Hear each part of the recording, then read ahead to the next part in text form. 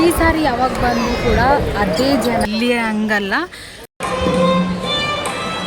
Hello ನಮಸ್ತೆ, ನನ್ನ ತಿರುಪತಿಯ second ಭಾಗಕ್ಕೆ ಸ್ವಾಗತ ಸುಸ್ವಾಗತ.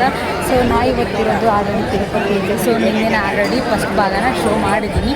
ಸೊ ಇವತ್ತು ಮುಂಚೆಲ್ಲ 11 ಗಂಟೆಗೆಲ್ಲ ನಾವು ದರ್ಶನ ಮಾಡಲಿಕ್ಕೆ ಬಂದ್ವಿ. ಆ್ಯಂಡ್ ಇಲ್ಲಿ ಪ್ರತಿದಿನ ಯಾವಾಗ ಬಂದರೂ ಅದೇ ವೈಟ್ ಕಂಡ್ರೆ ಅದೇ ಥರದ್ದು ಎಲ್ಲ ಇದೆ ಜನ. ಆಮೇಲೆ ನೀವು ನೋಡ್ಬೋದು ಇನ್ನೊಂದು ಈ ಪ್ಲೇಸನ್ನು ತೋರಿಸಿ ನೋಡಿ. ಇಲ್ಲಿರೋ ಪ್ಲೇಸಲ್ಲಿರೋ ಜನರು ನೋಡಿ, ಇವಾಗ ಆಲ್ರೆಡಿ ಸುಮಾರು 9:30 ಆಗಿದೆ, ಆದರೂ ಇದೇ ಥರ ಜನ ಇನ್ನೂ ಪ್ರದರ್ಶನ ಎಲ್ಲ ಆಗ್ತಿದ್ದಾರೆ.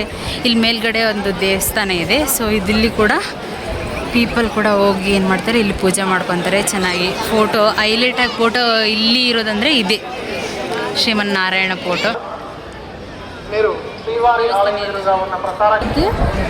11 ಗಂಟೆಗೆ ಅನ್ಸುತ್ತೆ ಮೇಬಿ ರೂಮ್ನ ಬಿಟ್ಟಿದ್ದೆಲ್ಲ ರೆಡಿ ಆಗಿಬಿಟ್ಟು. ನಮಗೆ ಇವಾಗ ದರ್ಶನ ಸಿಕ್ಕಿದ್ದು 7:30 ಅಬೋನೇ ಆಗಿದೆ.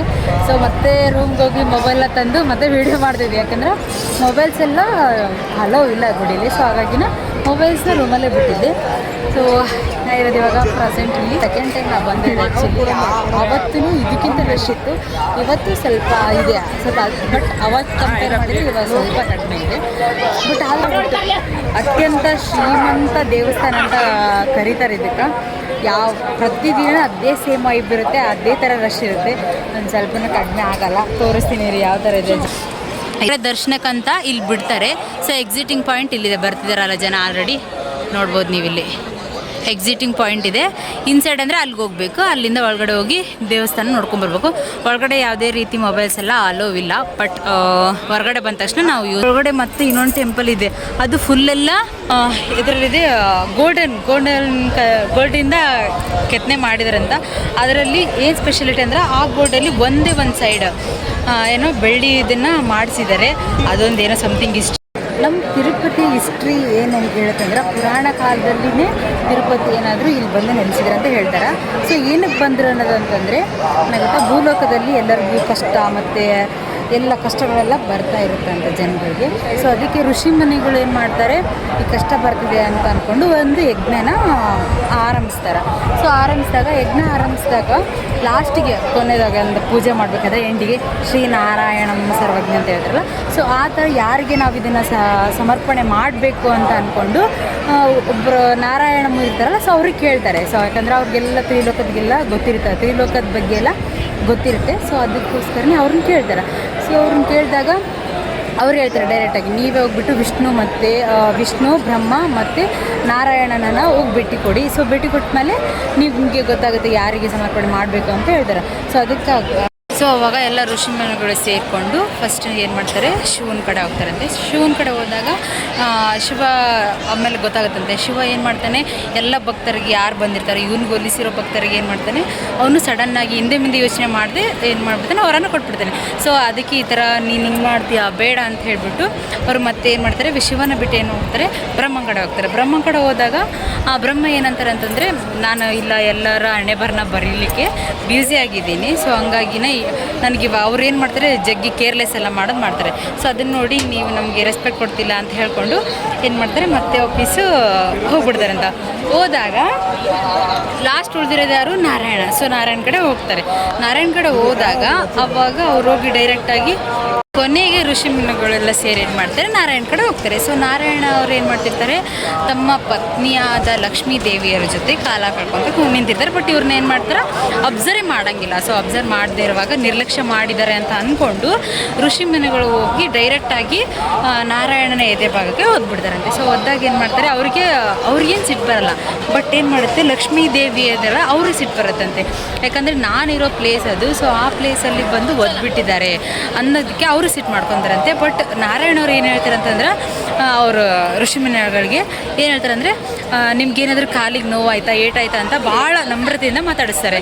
ಸೊ ಅದನ್ನು ನೋಡಿಬಿಟ್ಟು ಋಷಿಮುನಿಗಳೆಲ್ಲ ಒಂಥರ ಖುಷಿ ಆಗುತ್ತಂತೆ, ಇವರು ನಮಗೆ ರೆಸ್ಪೆಕ್ಟ್ ಮಾಡಿದಾರ, ನಮಗೆ ಒಳ್ಳೆಯದನ್ನು ಬಯಸ್ತಾರ ಅಂತ ಅವ್ರಿಗೆ ಖುಷಿ ಆಗುತ್ತಂತೆ. ಅದಾದಮೇಲೆ ಲಕ್ಷ್ಮೀ ದೇವಿ ಏನು ಮಾಡ್ತಾರೆ, ಭಾಳ ಕೋಪಗೊಂಡಿರ್ತಾರೆ. ಅದಕ್ಕೋಸ್ಕರನೇ ಅಲ್ಲಿ ಕೈಲಾಸದಲ್ಲಿ ಇರಲಾರ್ದೆ ಏನು ಮಾಡ್ತಾರೆ, ಅವರು ಭೂಲೋಕಕ್ಕೆ ಬರ್ತಾರಂತೆ. ಸೊ ನಾನು ಇಲ್ಲಿರಲ್ಲ ಅಂತೇಳಿ ಬೇಜಾರು ಮಾಡ್ಕೊಂಡು ಸಿಟ್ಟು ಮಾಡ್ಕೊಂಡು ಭೂಲೋಕಕ್ಕೆ ಬರ್ತಾರೆ. ಸೊ ಅದಕ್ಕೋಸ್ಕರ ಅವರು ಲಕ್ಷ್ಮಿಗೋಸ್ಕರ ನಾರಾಯಣ ಏನು ಮಾಡ್ತಾನೆ, ಭೂಲೋಕದಲ್ಲಿ ಅವರನ್ನು ಹುಡುಕ್ಬೇಕು ಅಂತಂದು ಭೂಲೋಕಕ್ಕೆ ಕಾಲಿಡ್ತಾನೆ. ಅದು ಫಸ್ಟ್ ಕಾಲಿಟ್ಟಿರೋ ಪ್ಲೇಸ್ ಅದನ್ನು ತಿರುಮಲ. ಸೊ ಶ್ರೀನಿವಾಸ ತಿರುಮಲ ಅನ್ನೋ ಪ್ಲೇಸು ಅದು ಆಂಧ್ರದಲ್ಲಿರೋದು. ಸೊ ಇಲ್ಲಿ ಕಾಲಿಟ್ಟಾಗ ಇಲ್ಲಿ ಉದ್ಭವ ಆಗಿರೋದು ತಿರುಮಲ ತಿರುಪತಿ ಅಂತ ಹೇಳಲಾಗುತ್ತೆ. ಶ್ರೀಮನ್ನಾರಾಯಣ ಅವರು ಭೂಲೋಕದಲ್ಲಿ ತಪಸ್ಗೆ ಅಂತಲೇ ಕುಂದಿರ್ತಾರೆ, ಯಾಕಂದರೆ ಪದ್ಮಾವತಿ ಸಿಗಂಗಿಲ್ಲ. ಸೊ ಅದಕ್ಕೋಸ್ಕರ ತಪಸ್ಗೆ ಕುಂತಾಗ ಅವ್ರ ಸುತ್ತ ಏನು ಮಾಡುತ್ತೆ, ಸುತ್ತಲೂ ಹುತ್ತು ಬೆಳೆದ್ಬಿಡುತ್ತೆ. ಸೊ ಹುತ್ತು ಬೆಳೆದಾಗ ಅದು ಎಲ್ಲ ದೇವತೆಗಳೆಲ್ಲ ಗೊತ್ತಾಗ್ಬಿಡ್ತದೆ. ಸೊ ನಾವು ಹೇಗಾದರೂ ಮಾಡಿ ಇವ್ರಿಗೆ ಸಹಾಯ ಮಾಡಬೇಕಂತ ಅವರು ಭೂಲೋಕಕ್ಕೆಲ್ಲ ಬರ್ತಾರೆ. ಆ ರಾಜ್ಯದಲ್ಲಿರುವಂಥ ಒಬ್ಬ ದನ ಕಾಯೋ ಕುರುಬ. ಸೊ ದನನ ದಿನಾಲೂ ಮೇಯಿಸ್ಲಿಕ್ಕೆ ಕಾಡಿಗೆ ಕರ್ಕೊಂಡ್ಬರ್ತಾನೆ. ಸೊ ಅವು ಎರಡು ದನಗಳು ಸೇರಿಬಿಟ್ಟು ದಿನಾಲೂ ಶ್ರೀಮನ್ನಾರಾಯಣ ಇರುವಂಥ ಈ ಹುತ್ತಿಗೆ ಹಾಲನ್ನ ಹಾಕ್ತಿರ್ತಾವಂತೆ. ಸೊ ಅದನ್ನು ನೋಡಿದಂತಹ ದನ ಕಾಯುವ ಕುರುಬ ಅವನಿಗೆ ಸಿಟ್ಟು ಬಂದುಬಿಡುತ್ತೆ. ಸಿಟ್ಟು ಬಂದಿದ್ದಕ್ಕೆ ಅವನ ಕಡೆ ಇರುವಂಥ ಒಂದು ಕೊಡ್ಲಿ ತೊಗೊಂಡು ಸೀದಾ ದನಕ್ಕೆ ಹೋಗಬೇಕು, ದನಕ್ಕೆ ಹೇಗಾದರೂ ಮಾಡಿ ಇದಕ್ಕೆ ಬಡಿಬೇಕು ಅಂತ ಅಂದ್ಕೊಂಡು ಆ ಕೊಡ್ಲಿ ತೊಗೊಂಡು ಹೋಗಿದ್ದಂತೆ. ಸೊ ಅದನ್ನು ತಡಿಬೇಕಂತ ಅಂದ್ಕೊಂಡು ಶ್ರೀಮನ್ನಾರಾಯಣ ಏನು ಮಾಡ್ತಾರೆ, ಅಡ್ಡ ಬರ್ತಾರೆ. ಸೊ ಅಡ್ಡ ಬಂದ ತಕ್ಷಣ ಅವ್ರಿಗೇನಾಗುತ್ತೆ, ತಲೆ ಭಾಗದಲ್ಲಿ ಬಿದ್ದುಬಿಡುತ್ತೆ ಏಟು. ಸೊ ಬಿದ್ದ ತಕ್ಷಣ ಒಂದು ಕಡೆ ಕೂದಲು ಸೈಡೆಲ್ಲ ಹೋಗ್ಬಿಡುತ್ತಂತೆ. ಸೊ ಅದೇ ರೀಸನ್ಗೋಸ್ಕರ ಇಲ್ಲಿ ಬರೋಂಥ ಭಕ್ತಾದಿಗಳು ತಲೆ ಮುಡಿಗಳನ್ನು ಕೊಡ್ತಾರೆ. ಏನಕ್ಕಂತಂದ್ರೆ ಇದು ಹಿಸ್ಟ್ರಿ ಏನಕ್ಕೆ ಶ್ರೀಮನ್ನಾರಾಯಣಿಗೆ ಬಂದು ಎಲ್ಲರೂ ಮುಡಿ ಕೊಡ್ತಾರೆ ಅನ್ನೋದು. ಹೊರಗಡೆ ನಾರಾಯಣ ಫೋಟೋಶೂಟ್ ಅಂದರೆ ಮಾಡೋಕ್ಕಾಗಲ್ಲ, ಯಾಕಂದರೆ ಅಲ್ಲಿ ಹಲೋ ಕೂಡ ಇಲ್ಲ. ಸೊ ಹಾಗಾಗಿ ನಮ್ಮ ನಾರಾಯಣ 2 ಕಡೆ ಸ್ಟ್ಯಾಚು ಮಾಡಿ ನಿಲ್ಲಿಸಿದ್ದಾರೆ.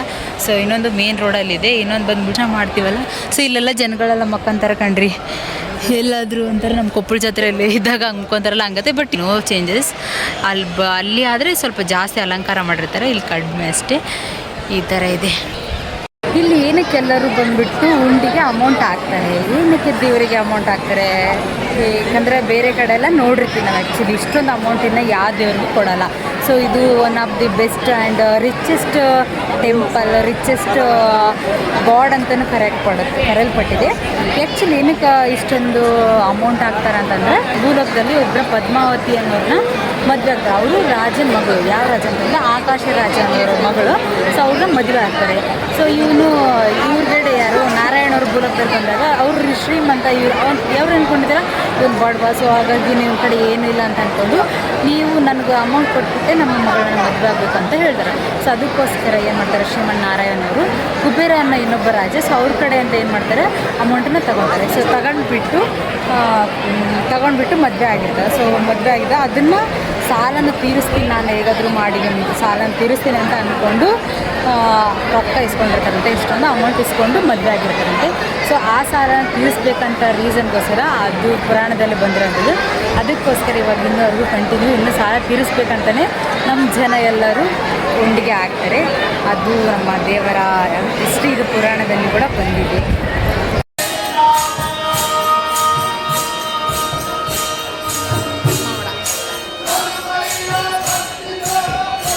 ತಿರುಪತಿಯಲ್ಲಿ ಏನು ವಿಶೇಷ ಅಂದ್ರೆ ಈ ಥರದ್ದು ಡೈಲಿ ಇರುತ್ತೆ. ನಮ್ಮ ಕಡೆ ಜಾತ್ರೆಗೊಮ್ಮೆ ಈ ಥರ ಇರುತ್ತೆ ಆ್ಯಕ್ಚುಲಿ ಬಂದುಬಿಟ್ರೆ. ಬಟ್ ಇಲ್ಲಿ ಹಂಗಲ್ಲ, ಪ್ರತಿ ಸಾರಿನೂ ಇದೇ ವೈಬು, ಇದೇ ಥರ ಜನ. ಒಂದು ಸ್ವಲ್ಪನೂ ಕಡಿಮೆ ಆಗಲ್ಲ, ಗೊತ್ತಾ? ಎಷ್ಟು ಜನ ಇದ್ದಾರೆ ನೋಡಿ. ಬಟ್ ನಮ್ಮ ಕಡೆ ಮಾತ್ರ ಜಾತ್ರೆಗಷ್ಟೇ ಇರೋದು, ಜಾತ್ರೆಗಷ್ಟೇ ನಾನು ಪೀಪಲ್ನ ನೋಡಿರೋದು. ಇಲ್ಲಿ ಮಾತ್ರ ಯಾವಾಗಲೂ ಹಿಂಗೆ ಇರ್ತಾರೆ.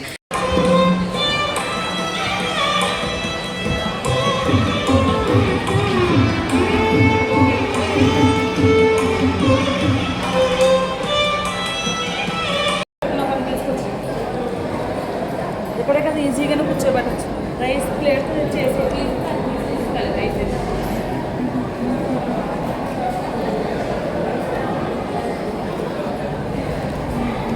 ಇಲ್ಲಿ ಊಟ ಫ್ರೀ ಕೊಡ್ತಾರೆ. ಸೊ ಎಲ್ಲ ನೋಡ್ಬೋದು. ಆ್ಯಂಡ್ ನಾವು ಆ್ಯಕ್ಚುಲಿ ಬೇರೆ ಕಡೆ ಬಂದುಬಿಟ್ಟು ಇದಕ್ಕಿಂತ ಬಾಳೆ ಇಲ್ಲಿ ಕೊಡ್ತಿದ್ರು ಸರಿ ಬಂದಾಗ ಅಲ್ಲಿಗೆ ಹೋಗಿ.